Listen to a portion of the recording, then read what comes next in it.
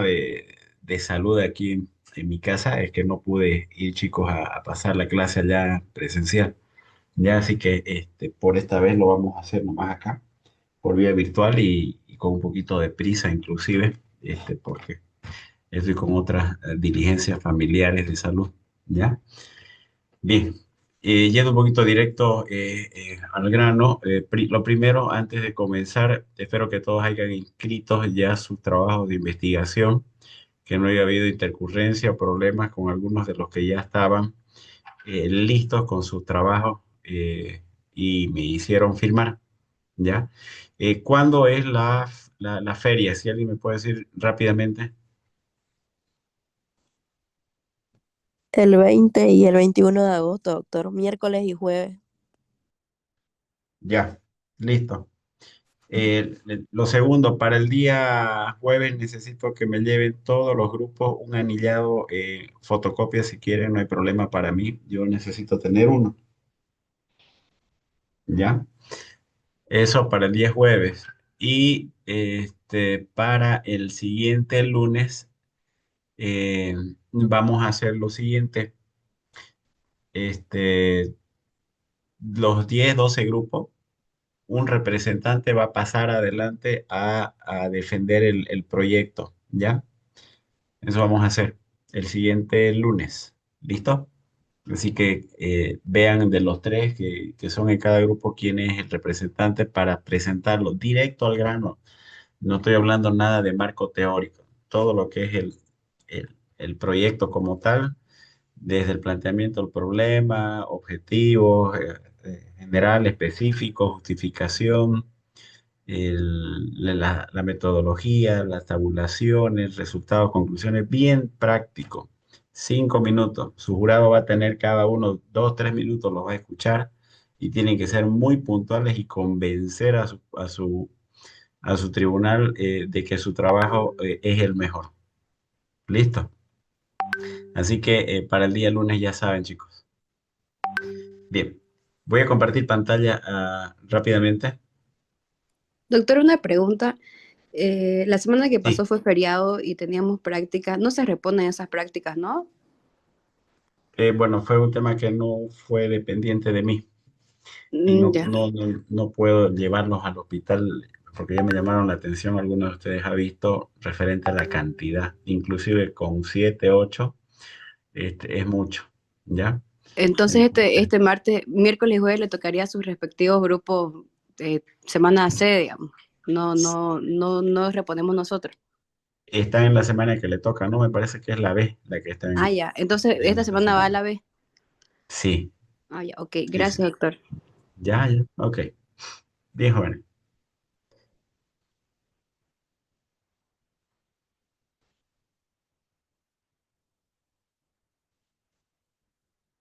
Bien, pueden ver, ¿cierto?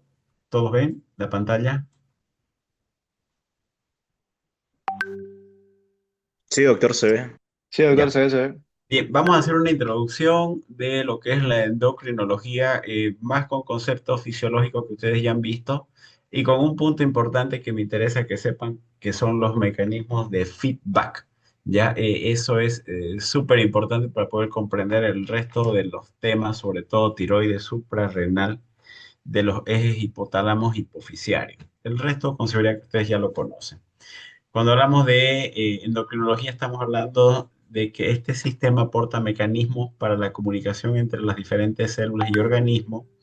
El término endocrino se refiere a un proceso de secreción de sustancias llamadas hormonas que ejercen acciones regulatorias en células distintas a las que las producen habitualmente. Entonces, por lo tanto, se trata de este sistema de comunicar, controlar y coordinar el funcionamiento de todo nuestro organismo y está compuesto por una red de órganos que van a segregar glándulas. Básicamente se encarga de todo el funcionamiento de nuestro organismo. Y esto desde el nivel central y desde el nivel periférico, de acuerdo al tipo de hormonas que se produzcan, ¿no es cierto? A través de glándulas de secreción interna o glándulas de secreción externa, o endócrinas o exócrinas. Regulan todo lo que es el metabolismo, las temperaturas, las presiones, el medio interno, o el equilibrio hidroelectrolítico, las regulaciones hormonales, metabólicas, las características sexuales, masculinas, femeninas, lactancia, crecimiento, la parte ósea y en fin, o sea, prácticamente el sistema endocrino es lo que controla todo nuestro organismo, ¿ya? Y este trabaja de forma conjunta con el sistema nervioso, reproductivo, riñón, intestino, hígado, con la grasa, para ayudar a mantener y controlar a todo nuestro organismo en condiciones homeostáticas adecuadas, ¿ya?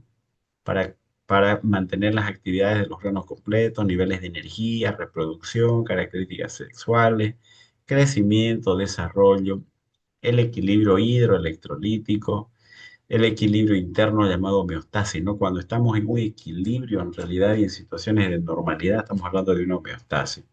Las diferentes reacciones de acuerdo a las condiciones del ambiente, por ejemplo, la temperatura, el estrés, las lesiones, cómo las hormonas van a ir regulando también unas con otras, ¿ya? Las actividades entonces de las distintas partes del cuerpo están integradas por el sistema nervioso y las hormonas del sistema endocrino. Por ejemplo, ¿no es cierto? Cuando en el hipotálamo, perdón, cuando a nivel periférico hay la deficiencia de alguna hormona, entonces directamente a nivel del hipotálamo se va a producir los que son los factores liberadores de hormona. Estos factores liberadores van a ir hacia la hipófisis habitualmente, a la adenohipófisis o hipófisis anterior, a producir hormonas estimulantes. Y estas hormonas estimulantes van a ir a la glándula específica a que se produzca y libere la hormona específica que va a tener una acción a distancia para regular la deficiencia de esa hormona. Una vez se produce la normalidad o llega al proceso de adaptación en relación a esa hormona, se envía una nueva señal al hipotálamo diciendo que ya se reguló. ¿Listo? Cuando todo este mecanismo se da en esa secuencia, se llama un mecanismo de feedback positivo. Frente a una deficiencia, un estímulo y ese estímulo eh, como un dominó, va a ir activando secuencialmente a otras áreas para producir finalmente un efecto. Y cuando se produce ese efecto, entonces se manda una señal negativa llamada feedback negativo para que ya no se produzca esa secuencia. Es por eso que el sistema endocrino desempeña estas tareas por medio de una red de glándulas y órganos que producen, almacenan o secretan ciertas hormonas. Hay ciertas diferencias entre lo que es el sistema endocrino y el sistema nervioso en relación a los estímulos. Entonces, por ejemplo, el estímulo en una célula endocrina habitualmente va a liberar su hormona a nivel sanguíneo. Esta hormona va a ir a una célula efectora a distancia y esta va a tener una respuesta. Esta respuesta puede ser emitida a través de señales lentas, persistentes y que van a viajar por la sangre para determinar una determinada función hormonal. En cambio, el sistema nervioso, a través de las fibras nerviosas, se envía el impulso nervioso, llega a las membranas sinápticas, libera neurotransmisores y tiene una respuesta efectora. Las señales, ustedes saben que son más rápidas y fugaces y viajan por fibras nerviosas. Pero lo interesante es cómo ambas interactúan, ¿no? El sistema nervioso con el sistema endocrino o neuroendocrino, ¿no? Que están fusionados prácticamente, eso ya es indiscutible. Entonces, aquí un ejemplo de cómo las glándulas endocrinas están posicionadas en el cuerpo humano, ¿no? Desde la glándula pineal, hipotálamo, hipófisis, tiroides, paratiroides, timo, cápsula suprarrenal, páncreas, ovarios, testículos, tanto en el varón como en la mujer. Las glándulas se pueden clasificar entonces dependiendo de diversos parámetros, según la presencia o ausencia de un conducto. Entonces aquí tenemos las que son de secreción interna o endócrina. Estas no tienen conducto excretor y vierten su secreción directamente hacia los capilares para que realicen su función en órganos distantes. Cuando habla de secreción interna o endócrina significa que no sale hacia el exterior, hacia la superficie de la piel. No hay un conducto excretor. En cambio, las glándulas de secreción externas o exócrinas se distribuyen por todo el organismo y producen sustancias no hormonales que realizan también una función específica como las enzimas y lo hacen a través de conductos. El ejemplo acá son las glándulas salivales o las sudoríparas, ¿sí? Aquí el ejemplo más claro, ¿no es cierto? Hay un conducto que drena su contenido hacia el exterior, las glándulas exócrinas, y las endocrinas directamente vierte su contenido a los capilares sanguíneos y estas viajan a distancia para cumplir un efecto.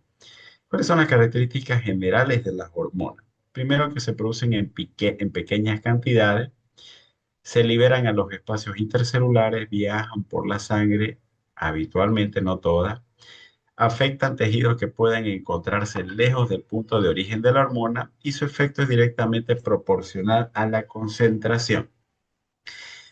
A esto se le llaman picos, cuando producen pequeñas cantidades. Está en función a la deficiencia que se vaya a tener. No es que de forma continua mi sistema endocrino esté produciendo hormonas, sino imagínense, tenemos que tener un estímulo y tenemos que tener una inhibición. Si hablamos, por ejemplo, de la hormona del crecimiento, si no hubiera quien lo inhiba, como la somatostatina, estuviéramos todo el tiempo bajo gigantismo nosotros, ¿no es cierto? Entonces, es por eso que se producen de acuerdo a la cantidad que se necesita para ir a tener un efecto a un determinado tejido. En relación a a las acciones de las hormonas son activas en concentraciones muy pequeñas. Existen dos formas de acción. Una acción que puede ser generalizada o una acción que es localizada. Las que son generalizadas actúan sobre varios órganos o tejidos dependiendo de la naturaleza del receptor. Por ejemplo, en el caso de la insulina y el glucagón. La insulina, por ejemplo, tiene una actuación en tres lugares específicos. A nivel del tejido muscular, tejido adiposo y a nivel hepático de forma general. Y el glucagón, es la hormona antagónica de la insulina, ¿no es cierto? Que también tiene una acción generalizada. Y una acción localizada significa de que va a tener un efecto directamente en un sitio específico y no en otros lugares. El ejemplo más característico, ¿no? La colecistoquinina, que se va a liberar para ir a emulsionar las grasas a nivel intestinal frente a la ingesta de alimentos colecistoquinéticos. Ahora, eso en relación a la acción generalizada y una acción localizada. En relación al efecto que pueda tener en el órgano efector, entonces tenemos diferentes efectos. Podemos tener un efecto estimulante, un efecto inhibitorio, antagónico, sinergista o trópico. Estimulante es cuando se promueve la actividad en un determinado tejido, por ejemplo, la prolactina, para la emisión de leche. El efecto inhibitorio, por ejemplo, disminuye la actividad de un tejido y ahí está la somatostatina. Como les mencioné, es antagónico, ¿no es cierto? O inhibitorio de la hormona del crecimiento. Inhibitorio, efecto antagónico, cuando un par de hormonas tiene efectos opuestos entre sí. Por ejemplo, la insulina, ¿qué es lo que va a hacer? Regular las concentraciones de glucosa, facilitando el ingreso de la glucosa dentro de la célula. Y el glucagón, por su parte, tiene un efecto eh, que va hacia el otro extremo. Cuando estamos en situaciones de hipoglucemia, lo que hace más bien es romper polímeros de glucosa bajo la forma de... ay, se me fue. Eh, bajo la forma de almacenamiento de la glucosa a nivel hepático, los rompe los polímeros de glucosa que están bajo la forma de glucógeno, ya el glucógeno hepático, y lo que hace es elevar las concentraciones de glucosa. Son efectos antagónicos. Si yo doy demasiada insulina, por ejemplo, voy a producir hipoglucemia. Si doy demasiado glucagón, voy a producir hiperglicemia. Efecto sinérgico, cuando dos hormonas en conjunto tienen un efecto más potente que cuando se encuentran separadas. Y esto es tremendo. Entonces aquí la hormona de crecimiento se complementa con las hormonas tiroideas. Una persona que tiene un hipotiroidismo congénito habitualmente va a tener más talla baja que una persona que tiene cantidades normales de hormonas tiroideas. Y un efecto trófico es cuando una hormona altera el metabolismo de un tejido endocrino, por ejemplo, la gonadotropina coriónica, ¿no es cierto? Que va a actuar a nivel del útero, ¿no es cierto? Va a producir la placenta y por lo tanto el crecimiento de la cavidad uterina. Los tipos de hormonas, bueno, también esto ya ustedes lo conocen, hay tipos de hormonas esteroidales y no esteroidales. Las esteroidales derivan del colesterol, por donde se sintetizan en el retículo plasmático liso, son solubles en lípidos y se difunden fácilmente hacia adentro de las células diana. ¿Por qué? Porque la capa habitualmente de estas células receptoras, su capa, su membrana es de fosfolípido. Entonces es más fácil que se difundan a través de las membranas celulares. En cambio, las no esteroidales que derivan de los aminoácidos, son proteínas, se adhieren a un receptor en la membrana, en la parte externa de la célula, y este receptor tiene su parte interna de la célula, un sitio activo que inicia una cascada de reacciones que inducen cambios en la célula.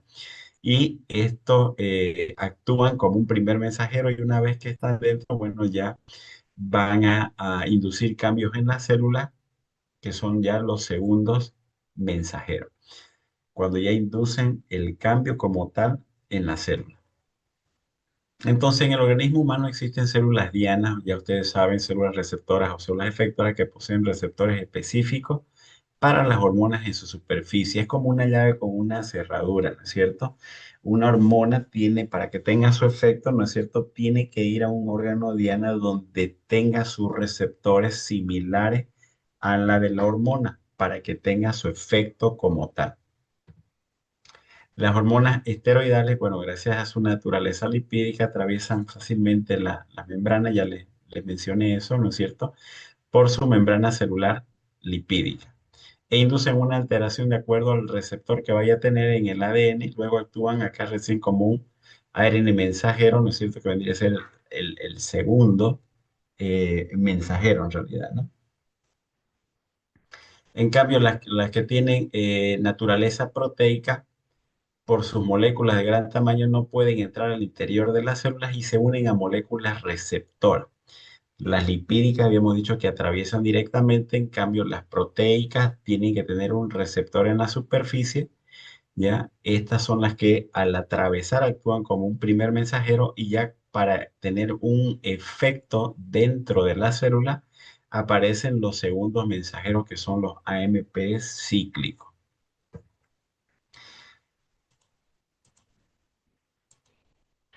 Entonces, dentro de las propiedades generales de las acciones hormonales, de forma general, las hormonas actúan excitando o inhibiendo las funciones celulares, pero nunca inician una reacción, sino que alteran la velocidad de las ya existentes. Una hormona jamás se va a producir en condiciones normales si mi organismo está en una situación de homeostasis corporal, ¿ya? Tiene que haber una deficiencia o tiene que estar en una etapa de mayor demanda, como el crecimiento, por ejemplo, para que éstas se puedan liberar, producir, excitar y posteriormente inhibir. La sensibilidad entonces de las células a una determinada hormona está dada por la presencia de receptores específicos. Estas células que responden al mensaje hormonal, ya ustedes saben, son las células blanco o también llamadas células diana. El efecto de una hormona será tanto más generalizado cuanto mayor sea el número de células blanco diana que poseen estos receptores. Ahora, existen tres formas de comunicación celular, ¿ya? La hormona que es liberada por una glándula puede actuar de tres formas, o en una forma endocrina. Endocrina significa de que va a producir su hormona y la va a liberar al torrente sanguíneo y va a ir a tener su efecto a distancia. Parácrina significa que ese órgano ahí a una célula vecina directamente va a tener su efecto. Y autócrina es cuando se alimentan directamente ese tejido a través de su propia secreción hormonal. ¿Ya? Entonces, por ejemplo, aquí en las endócrinas a distancia, ¿no es cierto? Tenemos la insulina o la tiroxina. La parácrina tenemos la hormona del crecimiento, la colecistoquinina. ¿Listo? Y las autócrinas en relación a la producción de óxido nítrico, ya o la producción de prostaglandina. ¿Listo? En relación al control hormonal, entonces la secreción hormonal por parte de las diferentes glándulas del sistema endocrino está sujetada a un estricto control a través de los mecanismos denominados de feedback o retroalimentación. Como les mencioné, entonces hablamos de un feedback positivo cuando frente a una deficiencia de una determinada hormona se comienza a activar primariamente a nivel del hipotálamo factores liberadores que van a producir factores estimulantes a nivel de la adenohipófisis, ¿ya? Para que se produzca una hormona estimulante en la glándula específica y ésta vaya a producir la hormona específica que va a tener su efecto a distancia. Cuando llega a normalizarse o adaptarse nuestro organismo a esa condición, se envía un mensaje a al hipotálamo, perdón, para que ya no se produzca más ese sistema de producción hormonal. A eso se llama feedback ya negativo. ¿Listo? Otra de las cosas importantes es que la concentración de cada hormona en el torrente sanguíneo se conserva dentro de ciertos márgenes debido principalmente a este sistema de retroalimentación. También es importante destacar de que existen otros factores que también contribuyen al mantenimiento de las secreciones hormonales, por ejemplo, los ciclos de sueño-vigilia, la edad, el crecimiento en relación, por ejemplo, a los ciclos de sueño y vigilia, ahí tenemos la melatonina, por ejemplo, que es importante. En relación a la edad, no es lo mismo un recién nacido que duerme y despierta cada 3 horas que una persona ya normal o que una persona de la tercera edad. Y en relación al crecimiento, no es por nada que habitualmente una persona que está en etapa de crecimiento, lo ideal es que duerma alrededor de las 9 de la noche, porque a partir de esa hora está demostrado, de acuerdo al ciclo circadiano, que las mayores producciones de hormona del crecimiento se van a dar. Un niñito que está en crecimiento y que se duerme después de la medianoche no aprovecha el mayor pico de producción de hormona del crecimiento que se da entre las 9 de la noche y 12 de la noche. Habitualmente en ese periodo es donde hay la mayor producción. Y de ahí va descendiendo a lo largo del resto de las noches. ¿Ya? En relación, por ejemplo, a la vigilia, como les mencioné, entonces aquí tenemos el cortisol, que tiene un ciclo diurno, que tiene un primer pico de comienzo de producción alrededor de las 4 de la mañana y llega a tener ya descensos a partir de las 6 hasta las 10 de la mañana y a las 18 horas aproximadamente. Los estrógenos también a través de un ciclo menstrual. Y este es el mecanismo de retroalimentación o feedback, como les mencioné. De esta forma es como que si les pregunto en el examen lo tendrán que decir. Menciona el mecanismo de retroalimentación o feedback positivo del eje hipotálamo hipoficiario glandular tiroideo o suprarrenal, o ovárico o testicular, etcétera. De cualquier órgano les puedo mencionar y ustedes tendrán que responder bajo este mismo circuito.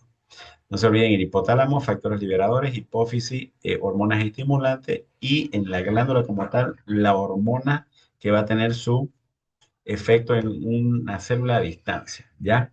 Por ejemplo, en el hipotálamo, factor de liberador de tirotropina, en la hipófisis, hormona estimulante a la tiroides y esta finalmente va a producir tiroxina, ¿no es cierto?, que va a salir hacia el torrente circulatorio para cumplir un determinado efecto. Por ejemplo, acá cuando tenemos bajas concentraciones en sangre de T4 y de T3, entonces se envía la señal directamente al hipotálamo para que se produzca factor liberador de tirotropina. Este viaja hasta la adenohipófisis y va a producir hormona estimulante a la tiroides y este en la tiroides a través de todo el sistema de la captación, organificación, etcétera, de la producción de hormonas tiroideas finalmente va a liberar T3 y T4 Y cuando cumple sus requerimientos normales, entonces se envía una señal nuevamente al hipotálamo negativa para que ya no se produzca todo este circuito. Lo mismo pasa con el resto de los órganos. Por ejemplo, en la suprarrenal, el factor liberador de adrenocorticotropina va a liberar a adrenocorticotropina o hormona estimulante de adrenocorticotropina, y a nivel de la suprarrenal, dependiendo la capa que vaya a ser estimulada, puede producir cortisol o pueden producir andrógeno. Listo. Y cuando estos llegan a valores normales, nuevamente se envía una señal negativa para que ya no se aplique este circuito. ¿Por qué es importante esto? Porque dependiendo en cuál de los niveles sea el problema, yo voy a poder decir, inclusive estoy frente a un hipotiroidismo primario, secundario, terciario, estoy frente a una insuficiencia suprarrenal primaria, secundaria, etcétera. Cuando hablamos del ovario, por ejemplo, los factores liberadores de gonadotropina, ¿no? Factores liberadores, no se olviden. Y a nivel de la hipófisis, entonces tenemos dos tipos de hormonas que se producen, ustedes saben, la folículo estimulante y la hormona estimulante de la luteinizante. ¿Listo? Estos van a producir un efecto directo en el ovario, y cuando ya se producieron en adecuadas cantidades de estradiol, progesterona, ¿ya? O inhibina, estos van a mandar señales para que ya no se produzca todo ese circuito. ¿Listo?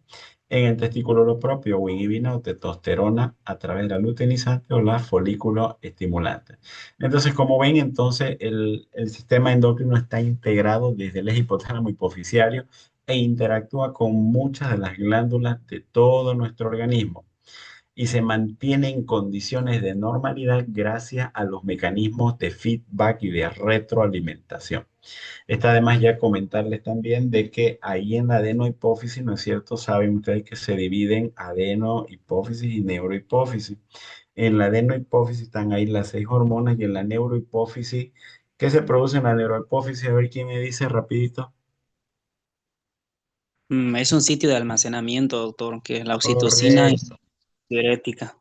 Correcto, la respuesta es que no se produce ninguna hormona, porque es almacenamiento que vienen de dónde? Del hipotálamo, autor de los núcleos supraventriculares y Núcleo supraópticos. Si no me equivoco. supraventricular y supraóptico, que se encargan de producir OC Oxitocina, doctor. y La hormona ADH o antidiurética o la vasopresina también. antidiurética. Y una vez se producen estas dos hormonas, van a pasar a la neurohipófisis para que sean almacenadas. ¿Ok? Entonces no se producen, se almacenan. Muy bien, jóvenes. ¿Listo? Entonces, esto es una introducción de lo que es el sistema endocrino, muy fácil, muy sencillo. Con seguridad que ustedes esto ya lo conocían. Me interesa que conozcan los mecanismos de feedback, ¿ya? Para que no tengan problemas cuando comencemos a hablar desde la siguiente clase de tiroides, y yo directamente entre de relleno a lo que son el hipotiroidismo primario, secundario, terciario, dónde es que se afecta, cuándo es la glándula, cuándo es hipotálamo, cuándo es hipófisis, cómo está las hormonas cuando se afecta al hipotálamo, cuando se afecta la hipófisis, etcétera. No está de más que puedan revisarlo nuevamente ustedes, ¿ya? Para que no tengan ningún problema más adelante. ¿Listo, chicos? En relación a su examen, les ha ido muchísimo mejor en relación a todos los anteriores. No se preocupen de eso, ya los tengo totalmente corregidos el día jueves, ni bien comencemos, perdón, al finalizar la clase, entonces yo les voy a dar sus notas y el patrón. Ahora, si quieren, también se los puedo pasar a Blas, y directo a cada uno ya va a saber su nota. Pero me gustaría que sepan también el patrón para que así no vayan a cometer los mismos errores en los exámenes siguientes, ¿no? ¿Qué opción desean? Presencial, doctor, con los patrones. El jueves, doctor, nomás. Bien, bien, bien, chicos. Quedamos en eso entonces, ¿ya?